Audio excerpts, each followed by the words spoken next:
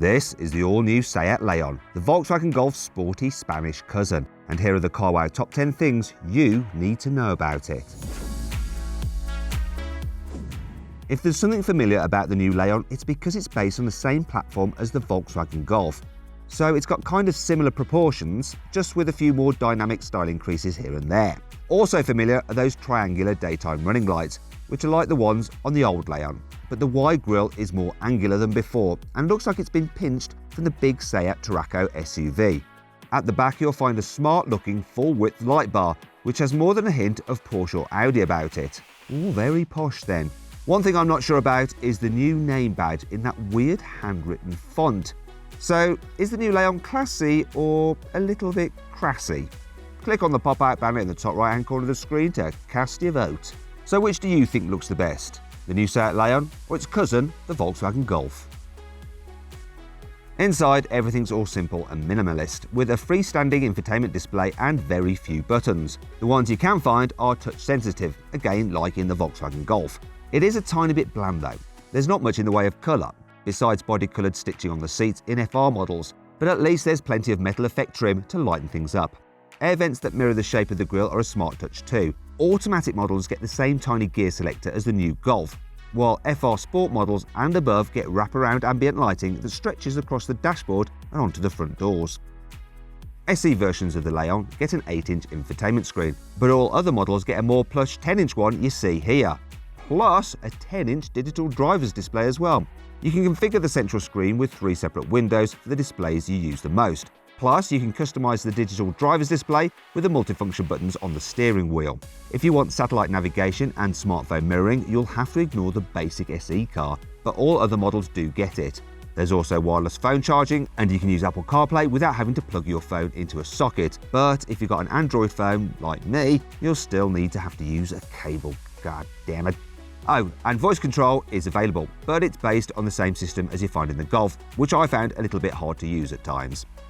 All versions of the Leon get keyless ignition and LED lights, while SE Dynamic models add parking sensors and 17-inch alloy wheels. Sporty FR models, like the car pictured here, get chunkier bumpers and fake exhausts. Naughty Seat.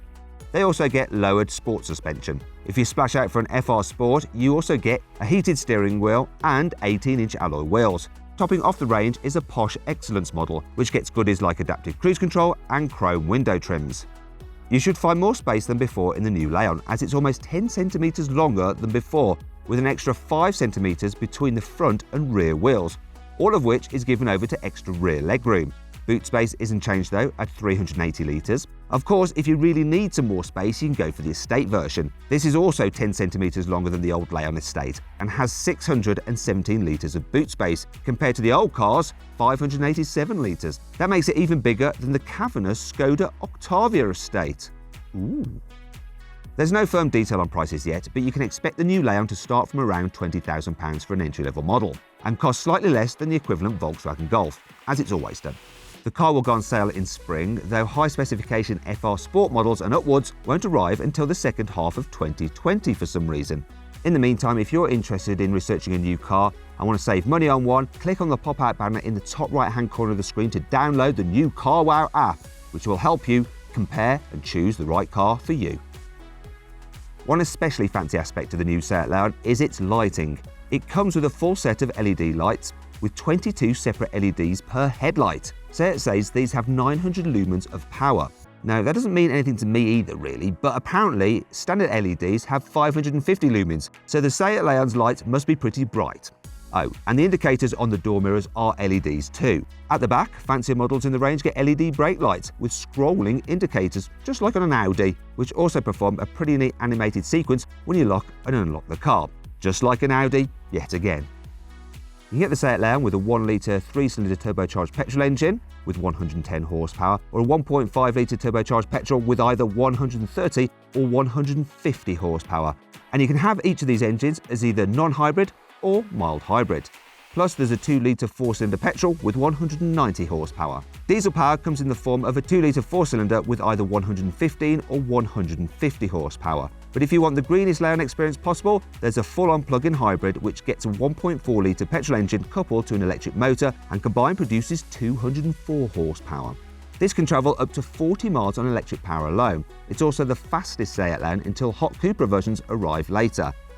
All lanes come with 6-speed manual gearbox as standard, except the 190 horsepower petrol and the plug-in hybrid, which both get automatics. As well as the usual multiple airbags, top specification cars get adaptive cruise control. This uses satellite navigation data, a front-mounted camera, and traffic sign recognition to adjust speed based on upcoming junctions, corners, and changing speed limits. There's also lane keeping assist, but take your hands off the wheel for more than 15 seconds, it will tap the brakes to encourage you to retake control. If you don't respond, it'll bring the car to a stop automatically. So, you've been warned. Another clever trick that Leon shares with the Volkswagen Golf is that it can communicate with other cars and share information about upcoming traffic jams and other delays using trick 5G mobile data. So you, or the satellite navigation, can reroute around problems on your journey. This technology can even communicate with road signs or traffic lights, and that means it can work out whether upcoming traffic lights are about to change using an on-screen notification, so you know whether to slow down or speed up in advance.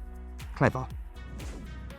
If you enjoyed this video, please subscribe to this channel for more videos, and if you click on the deals box to the right, you can see how much you can save on a new car at CarWow. Or click on the video windows below to watch another of my videos.